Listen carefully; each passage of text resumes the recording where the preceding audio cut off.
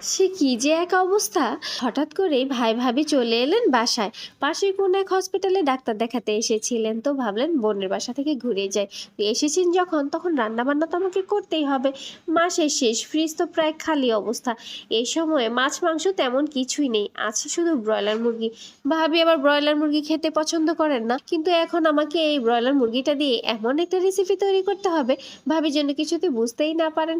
তো যেই ভাবা সেই কাজ। ঘরে ছিল ছোট দেশি গোল আলু, সেই আলুগুলোকে সিদ্ধ করে খোসা ছাড়িয়ে নিলাম। আর মুরগিটাকে খুব সুন্দর করে ছোট ছোট করে কেটে নিয়েছি।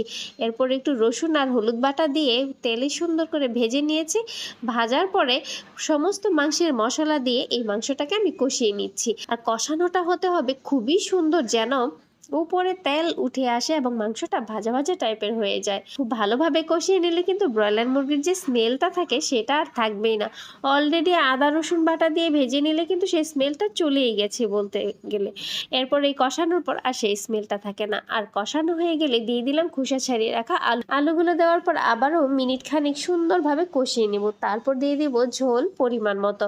এভাবে রান্না করলে যারা জিন্দেগিতে কোনোদিন ব্রয়লার মুরগি খেতে চায় না, তারাও নাক ডুবিয়ে খাবে।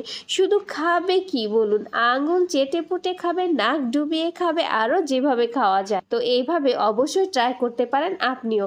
আমি পরিমাণ মতো ঝোল দেওয়ার পর 2-3টা বলক দিয়ে চুলাটা অফ করে দিলাম। এরপর ঢাকনাটা খুলে বেশ তেজপাতাগুলো সুন্দর করে উঠিয়ে নিলাম। তেজপাতা থাকলে তো কেমন একটা ডাস্ট টাইপের লাগে।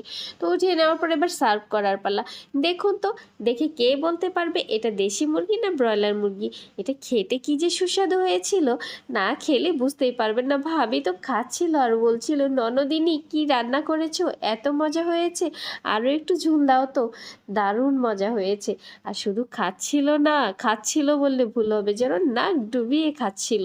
তো এভাবে আপনিও ট্রাই করতে পারেন কিন্তু।